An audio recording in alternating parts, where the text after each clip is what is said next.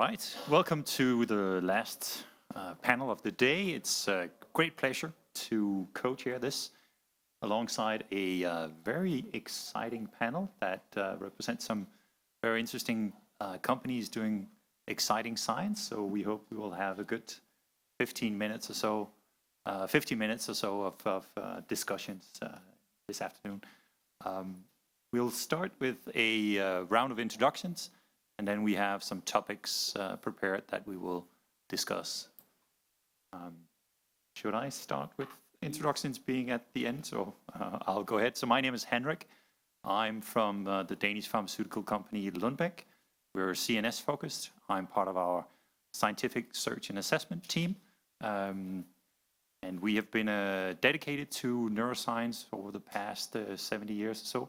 We're a fully integrated company. We have a presence in 50 plus countries around the world. And I'm looking forward to this panel. So over to you, Jenny. Hello, everyone. So I have equally a pleasure to chair or co-chair the panel. So I have a role very similar to Henrik's in that we call our search and evaluation. So kind of slightly different, but not really. Looking for therapies for neuroscience globally for Lilly. And my background is as a PhD neuroscientist with 20-something years of drug discovery, drug development before I joined Lilly, then sort of jumping the fence to being the external person, if you like. And Lilly has spent certainly more than 30 years looking into Alzheimer's disease. And we've also had, through our long history, I think 1876 it was started, we've had a focus on various neuroscience indications, but these days, neurodegenerative disease, pain, and also some rare neurological diseases. So that's our focus, but maybe we're going to continue now down the panel, and they can all introduce themselves, and then we kick off with some questions. Good afternoon, everybody. My name is Andrea. I'm the CEO of IAMA Therapeutics. IAMA Therapeutics is a Series A private company working specifically in the CNS area, neurology. Neurology, we're speaking about neurodevelopmental disorders. So we are developing therapeutic opportunities for children affected by epilepsy, specifically speaking about the drug-resistant epilepsy, the kind of epilepsy which is resistant to 2 to 3 different FDA-approved drugs, and neurodevelopmental disorders. So for the neurodevelopmental disorders, we're meaning different syndromic form of autism, or autistic spectrum disorders. So it's a pretty narrow market, but we are the leader once a year in Europe, specifically in this field. We're based in Italy. We're seeking for the second round, and in a few weeks, we are going to fight for a CTA. We enter in phase 1 in a few months. Hello. My name is Antti Vuolanto. I'm the CEO of Herantis Pharma. We are a public company established in Helsinki, Finland. We develop disease-modifying treatment for Parkinson's disease. Our lead candidate is, our lead asset is called HER96. It's a peptidomimetic molecule that truly has a unique mechanism of action. So we address unfolded protein response pathway. So the neurons are suffering from chronic ER stress, and by modulating the UPR, we are able to return the normal functions of the suffering neurons. And the activity of that small peptidomimetics comes actually from a protein called CDNF. So we have been able to capture that activity into a synthetic peptide. If you look at our preclinical data, we have very robustly shown neuroprotection, decrease of alpha-synuclein aggregates, and removal actually of neuroinflammation in the target tissue. So very robust data, and also increase of dopamine levels in the brain, and that all has transformed into symptomatic effects in the mice model that we have used based on alpha-synuclein. Currently, we are running a phase 1A clinical study to establish safety, but also the blood-brain barrier penetration in humans. And we are truly looking forward to go forward with the studies, clinical studies with Parkinson's patients. Thank you. Hi everybody, I'm Carlos Buesa, founder and CEO of Oryzon Genomics, a publicly traded company based in Barcelona, Spain, and with activities in the US, in Boston.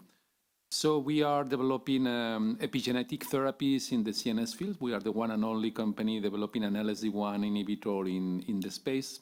LSD1 plays a very interesting role in the CNS biology, and we know now that it's also well, LSD1 and other epigenetic factors are basically known to be underlying in a number of pathological diseases in neurodegeneration, in neurological disorders, in neurodevelopmental syndromes, and so on and so forth.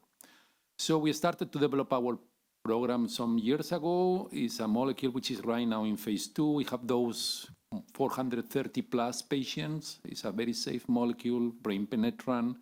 And what we have seen in preliminary exploratory trials in humans is that we are able to mimic something that we and others have seen in animal models, like decrease in aggression, increase in sociability, and increase in memory and cognition.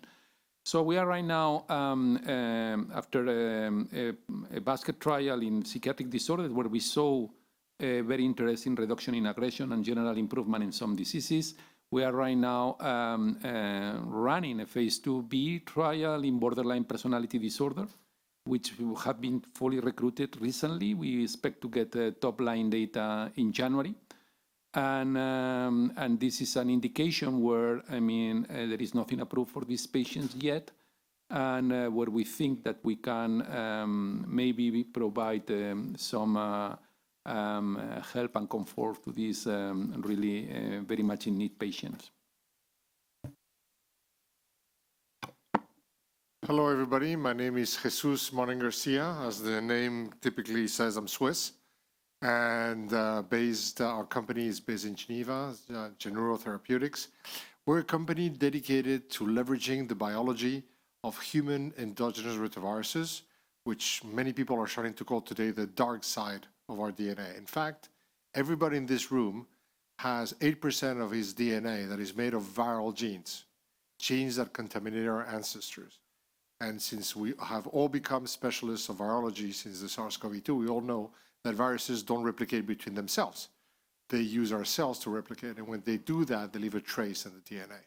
And that today amounts to 8% of our whole human DNA. Now, that part is normally silenced, but under certain circumstances, mostly pushed by viruses of the environment, they can actually trigger the expression of viral proteins.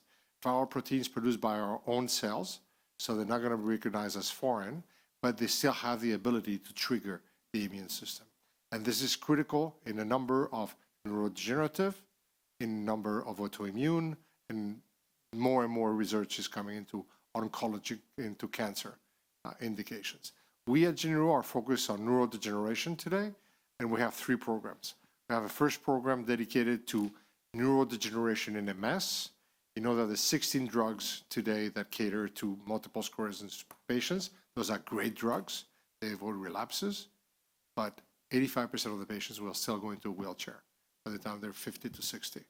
There is today nothing against neurodegeneration, and we believe there's a HERV protein which we have identified, which is fueling that, and we have very strong results at the end of phase 2.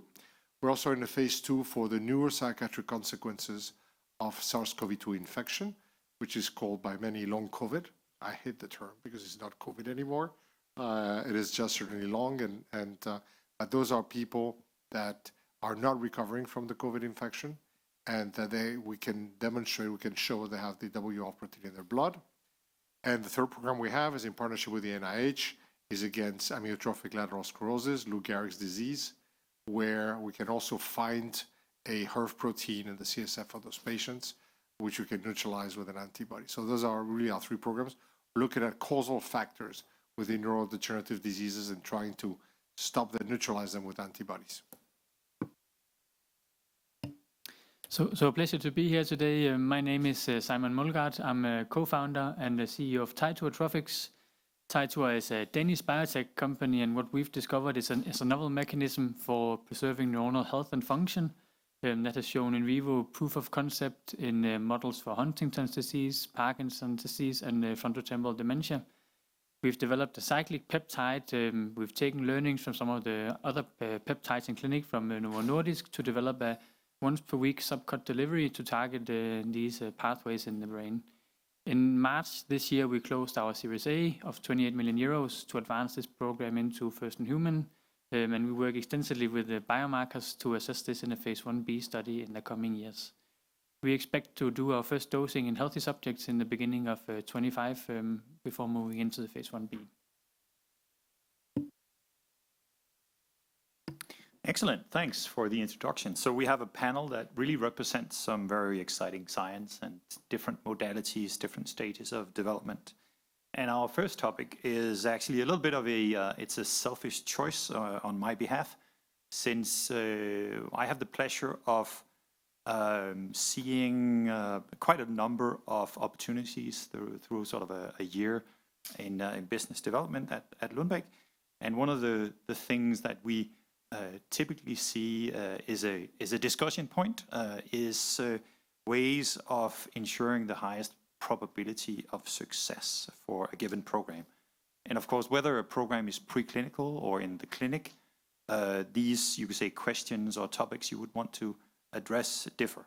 So the first, you could say, topic here is a question to the panel on what specific elements would you consider to be most important for the success in the development, the approval, and eventual commercialization across neuroscience drug discovery.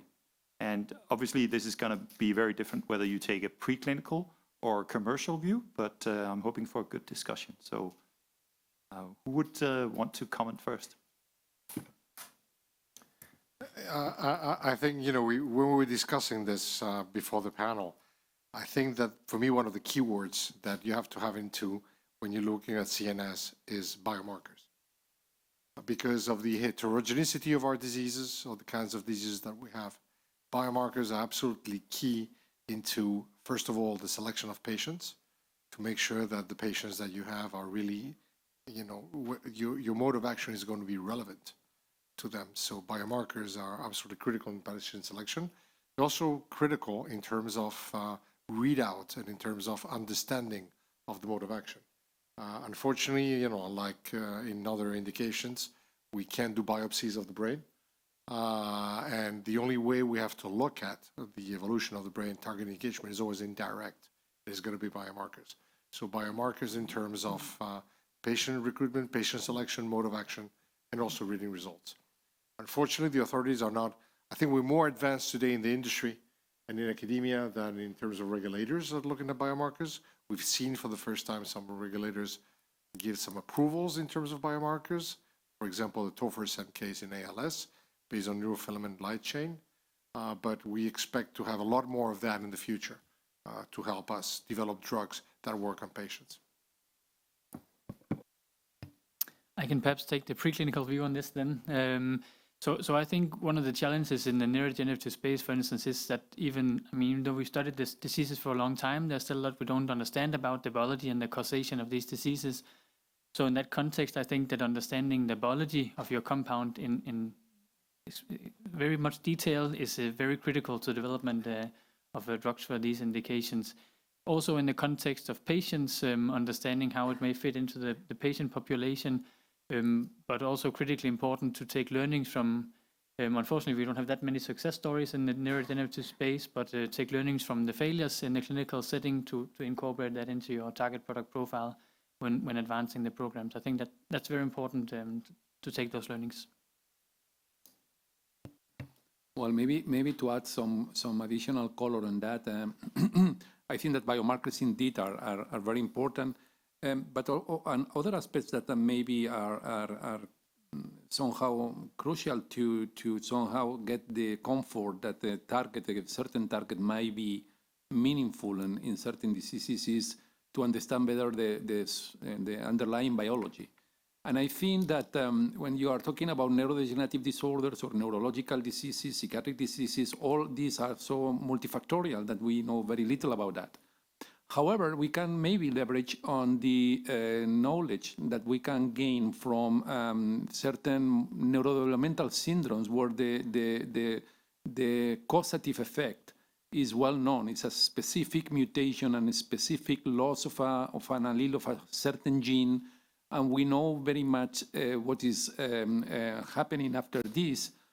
In our case, for instance, one of the difficulties of playing with a target at LFD1, which is the target that we are playing, is an epigenetic target, comes precisely on how you can relate these observations on phenotypes somehow reproducing these large multifactorial diseases to the actual human biology of this disease.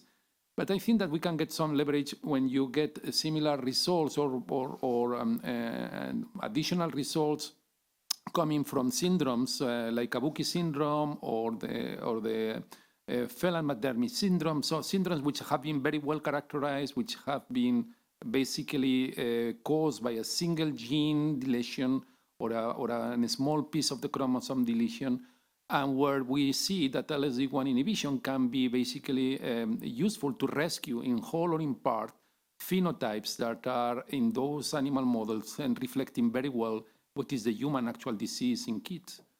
So I think that to take leverage on these particular starting points as a way to claim this Everest that it is try to identify why a large multifactorial disease could be improved by a certain mechanism. I think that this is certainly another way to help us on or guiding us on the decisions that we do in the clinical development of our drugs. Maybe I'll continue. So I believe that one of the key aspects is the correct patient selection. So we should not consider the patients as a homogeneous group, that we just take someone who has Parkinson's disease, but we would need to be able to somehow select the ones that are maybe more likely to respond to the treatment. And there, of course, important is to develop the right endpoints. Currently, for example, in Parkinson's disease, still based on clinical symptoms. So is that the right scale for disease-modifying treatment? Or could you have first endpoint claims based on symptomatic effect and then later on also demonstrate the disease-modifying effect? I would assume that disease modification would require much longer studies, and of course for small biotech, it can be challenging to have such a long study. But for us, for example, important would be also to be able to engage with a pharma company that would have maybe a bit deeper pockets than what we have in order to truly have an optimal development path going forward. Yeah, just think about, and I had some flavors about the biomarkers. Think about it, I guess, 5 years, 10-year studies in the pharmaceutical market about the clinical development and small molecules. The success rate seems like between 7-8%. At the end, but if you have biomarkers, so we are thinking about how target engagement and specifically how select your patients during the clinical studies, it raised to 11-12% of success. So everybody right now, every time whether we speak CNS, they ask about biomarkers. Even my mom, I say, I'm going to be a CEO of IAMA Therapeutics, working in the CNS, and she asked me, do you have a biomarker? So that's exactly the point that actually we are discussing right now. But unfortunately, in some disorders, like an example, autistic spectrum disorders, it's so heterogeneous population that it's really hard to identify 10, 15, 20% of patients saying you can or you cannot attend the clinical study. So you can or you cannot be enrolled in our study. So it's very hard, especially when there's such multifactorial disorders and such a huge heterogeneity. And to add something else about the success, I mean, working on small molecules, it seems like old schools. By the way, I start understanding that if you are working on disease-modifying therapy, an example, you have much more success on moving on, because especially if you move into specific disorders where actually there's no other competitors, you're going to change the life completely. So we're not speaking about a chronic treatment that people need to take 1-2 pills every single day, or even injections. So we're speaking about something that's going to change completely for a full lifespan of a child, an example in my case, or even for an adult. It's something actually is going to be a huge success for everybody. And back to the point about it's not just biomarker, we're speaking about patients as well. So if you want to have success, you're preclinical, already in the preclinical, but especially in the clinical development, get a communication channel with the organization of patients. That's the way actually you can have awareness within their community, and you can have a lot of information, very useful information that you can apply in your clinical trial. Okay, so we're all going to be really successful. Lots of biomarkers. So thinking, I mean, the neuroscience field has increased in, I mean, certainly the number of companies and the amount of funding in this space has gone up quite a lot in the last few years. So now, as you know, as we're sitting in the field, are you, because several of you have mentioned, you know, here we have patients that don't have any other option, but maybe how much are you worrying about differentiation from others? Because not everything, I mean, there are other things in the pipeline too. How much is the choices that you're making of the indication you go to based on thinking about differentiating from others, as well as obviously having the maximum impact on the life of patients? How do you make the balance? Maybe I can start.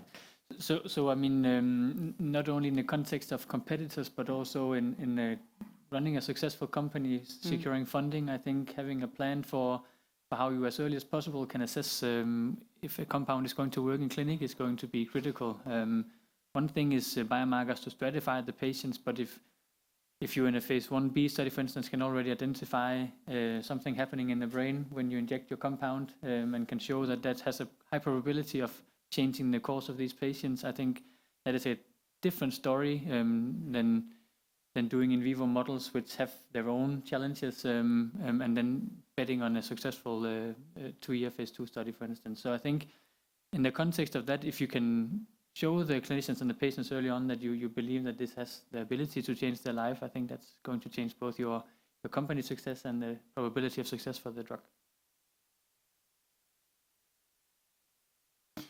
Yeah, so I think we should go like the patient first, of course. But reality in small biotech is that you need to be different. If you try to get financing for a program that is very close to some maybe failed or something that is much more advanced than then your investors would ask why we would chip in your compound. There is something else which is very close to what you have. So clearly we need to be different. I think that's very important. But of course, we need to consider the patient. What would bring the best value for the patient as well? So yeah, it's a very interesting question. I don't know if there are magical recipes or in our case, I mean, it was simple. We and others have seen that our compound or other LSD1 inhibitors were able to basically dramatically reduce aggressivity in different animal models relating with different human disorders. So we thought, okay, let's see if we can do this and we can do something else, because now how we deal with aggressivity on the emergency units, you basically put the patient to sleep, because it's a patient which comes normally out of his own and out of control and so on. So we thought if we can produce something that on the basis of a continuous treatment reduce the aggressivity and has the same level of activity, basically you don't put the person first the animal, then second the person to sleep, that might be interesting. That's a differentiating thing. And we explored that in a preliminary trial. So coming back to the difference between animals and first steps in patients. So first step in patients also cannot be that expensive. So you trade because you can get a preliminary trial which is going to give you some indications, but if you want to do something really informative, it's going to be very expensive and lengthy. So, well, you choose something what you can afford at certain moments. In our case, we decided to go for a small trial, a basket trial in autism, borderline personality disorder, and ADHD, all aggressive patients. Okay, we got a nice preliminary, with all the cautions, results where we saw a reduction on the aggression. And then how we differentiate from others. So then we thought, okay, ADHD is a very populated indication. Autism is horribly heterogeneous. It is very difficult really to start a clinical trial in autism. And on the contrary, borderline personality disorder is much less heterogeneous. It's a large indication. There is nothing yet. So we have here another task. When we talk with the regulators, we don't have to tell them how we are different. We have to convince them that we are doing something which is meaningful for the patient, which is another part of the discussion. So yeah, this kind of differentiation thing, you start by doing your small steps, and at the end you guide your molecule with your best judgment, hoping that you are getting the right decisions.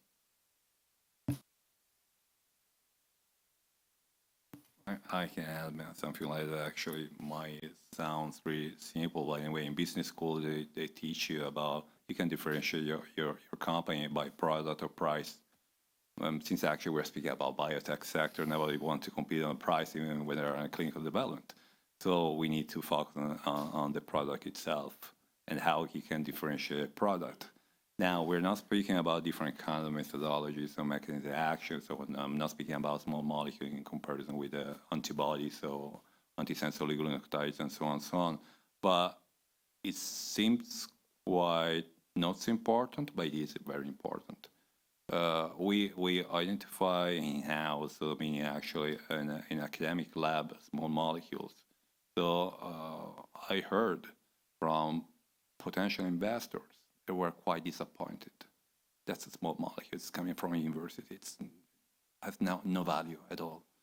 So, but when I show that actually the small molecule can be designed using what actually is called right now a supercomputer, where actually it's not using just normal algorithm, but using artificial intelligence to predict different computational modeling using prediction value about how the molecule itself is going to bind directly to the crystal structure of that specific protein. That's why actually it's going to change make the differentiation between our compound and some others. Well, just another word. I think a lot of critical things were said, but at the end of the day, you have to differentiate based on the science, because it is the science that makes your product. It's not marketing table and the blue lights and the yellow lights and the screens and the gizmos and things. You got to follow the science. And if the science is there and it's differentiated, go. If the science is there and it's not differentiated, don't go. But it has to be based on the science.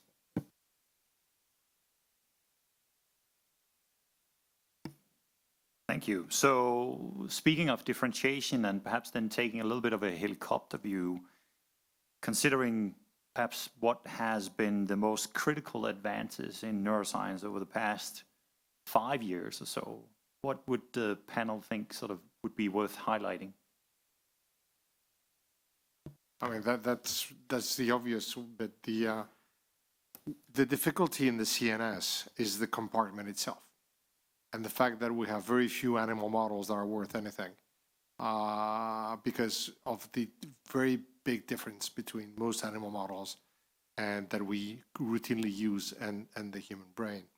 So we've had a tremendous amount of progress being done in the ways of looking at the brain and in many different aspects. The first one is under MRI. We've made fantastic progress over the last few years. I remember the one MRI Teslas a few years ago. Today you have 3 or 7 MRI Teslas that you look at with artificial intelligence, which are absolutely phenomenal what you can find out from those images.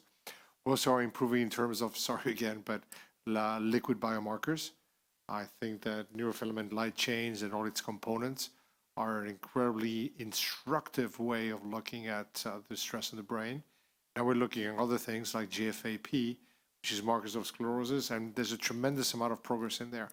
And so we're able more and more to look at the brain, again, indirectly. We will not be able to do biopsies, but indirectly at the brain on modes of action that can give us a lot of comfort that, you know, what is your drug doing in the brain and whether it's worth or not pursuing.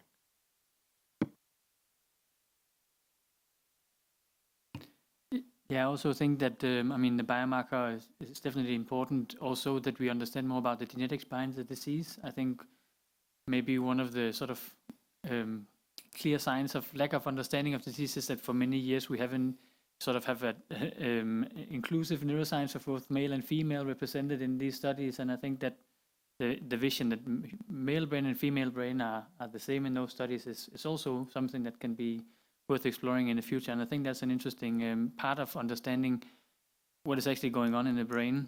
I think going back to the beginning where we discussed sort of what is important in development, I think one challenge we also have is that for many of these patients, as soon as they come to the clinic, if you look at Parkinson patients, for instance, they have maybe up to 40% loss of dopaminergic neurons. So even if you have biomarkers at that time point, it's a steep hill to climb to try to change that trajectory for those patients.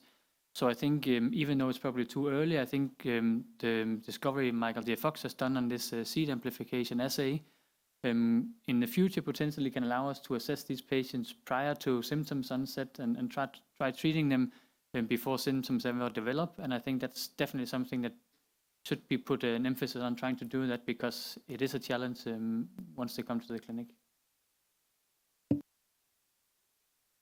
Well, yeah, I agree with Jesús that the MRI and the imaging, I mean, has been probably one of the most remarkable advances. And he mentioned that I'm going to say something very provocative here, but I mean that in this field we are used that we cannot get access to human samples. So, and it's like this because it's like this. I mean, it's curious that when we treat a patient with a glioblastoma, we don't have any issue on getting a massive intervention on the brain of a patient, and then when we are right now having the techniques to get microbiopsies, this is still a taboo on our field, no?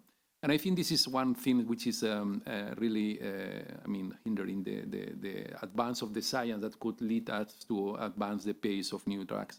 But that's a comment on the side. I mean, coming to Jesús, I think that this is going to take more and more importance for decision taking. I mean, at least when we might be sure by MRI or by the electrical activity of the brain that our compound is making a real change on the human brain, I think that this is going to be a sort of strong convincement.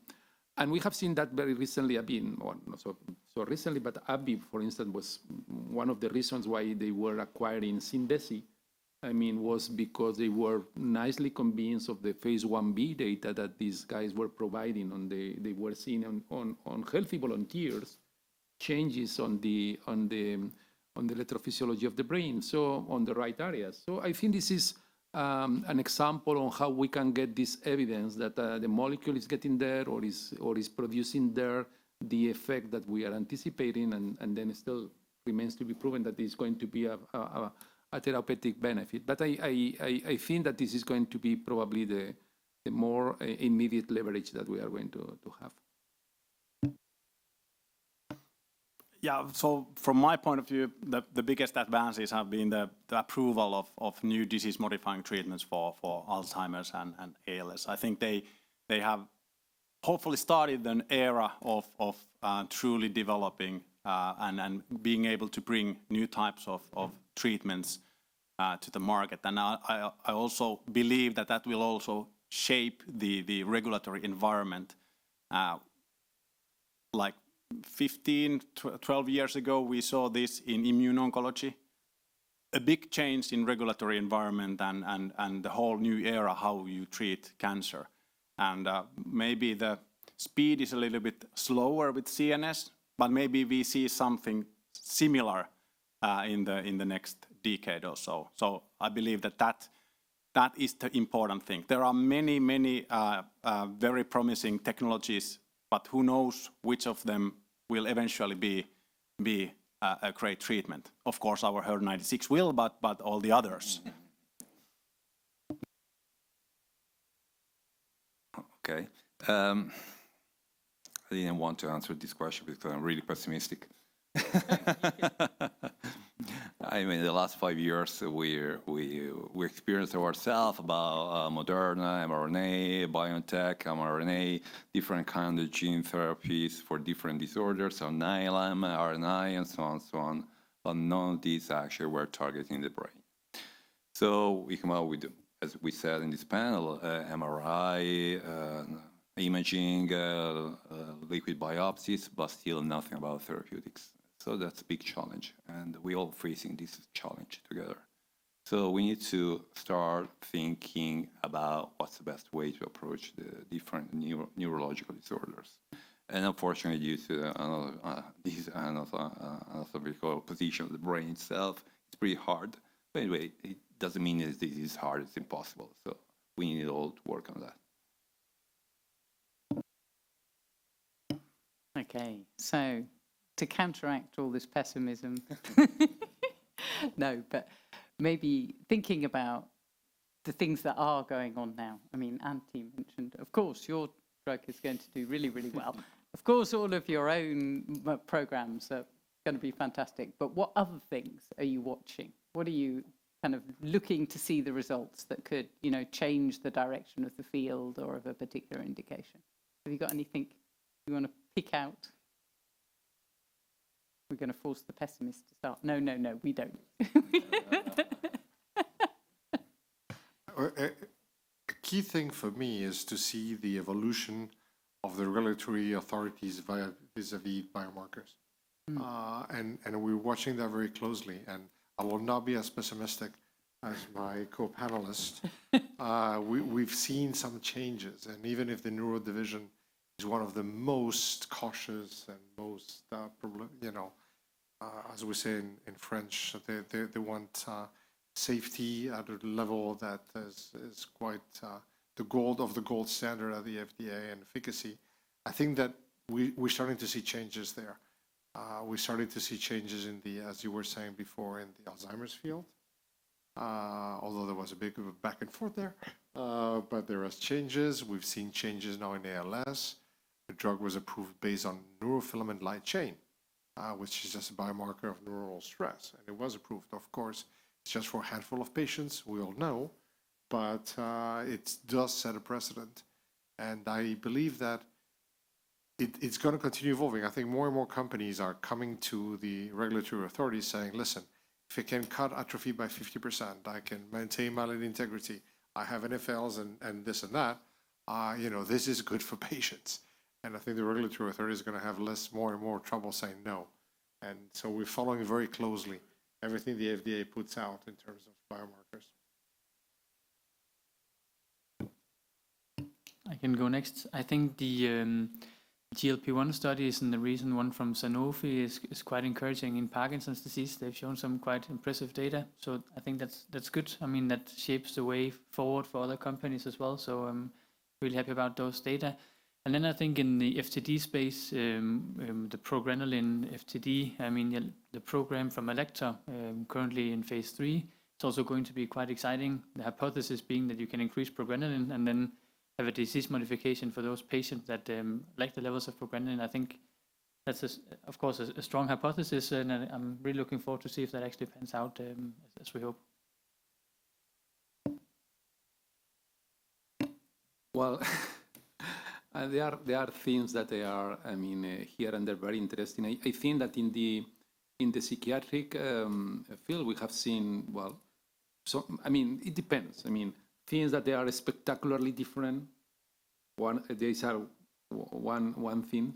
The other things are things that they are going to be instrumental or useful for the field, and these are another consideration. So I would agree with Andrea that maybe something which is, flabbergasting or is more difficult to find.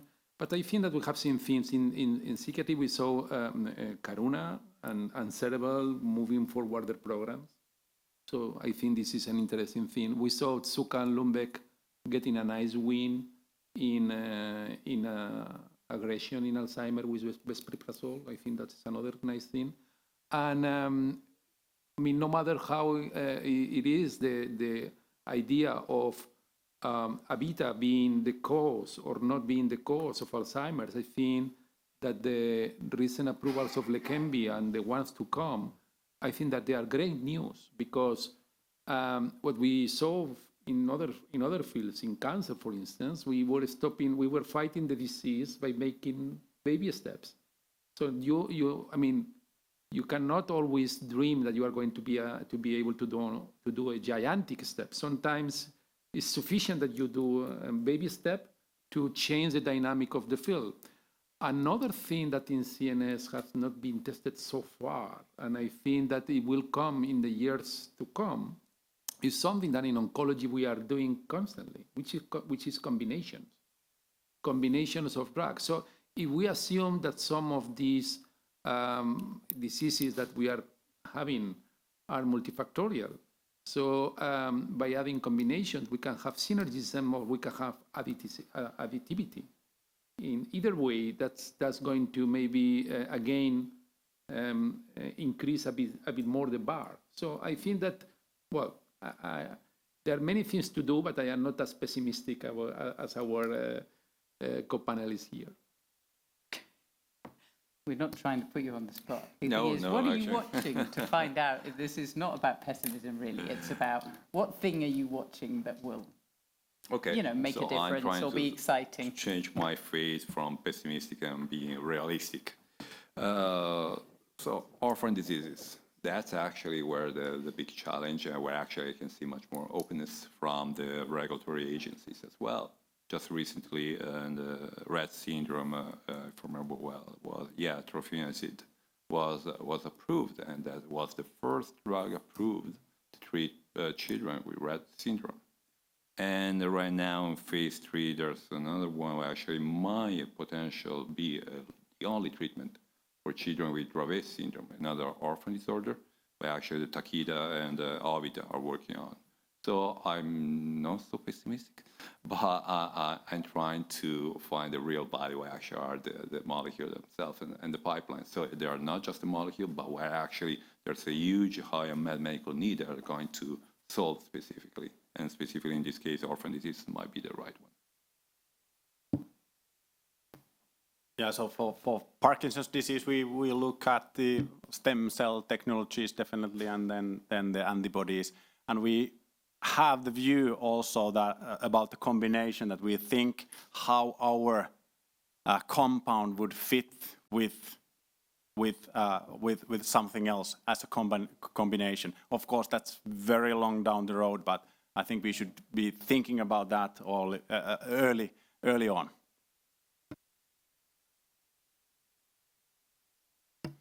Thank you. So we have less than 10 minutes, 5-10 minutes left, and we can of course do the last question. Before that though, I wanted to see if there's anybody from the audience who might have topics or questions for the panel. Yes, please. Hi, Ambrose Magistretti from Glia Farm. I'm very glad Carlos and Antti raised the question of combination therapy in neuroscience, because it seems that it's increasingly becoming a clear path going forward, especially in neurodegenerative diseases. What are the lessons that we can learn from the challenges and the pros in oncology, in partnering, and also the commercial opportunities in combination therapies?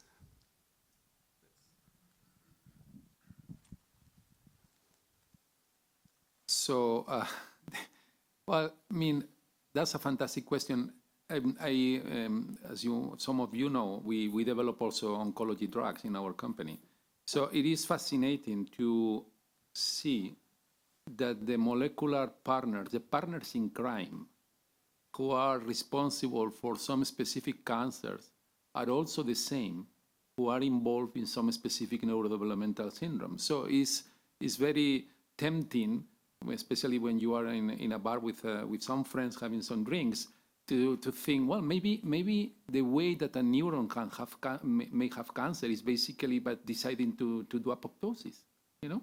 So, and the underlying mechanism is exactly the same.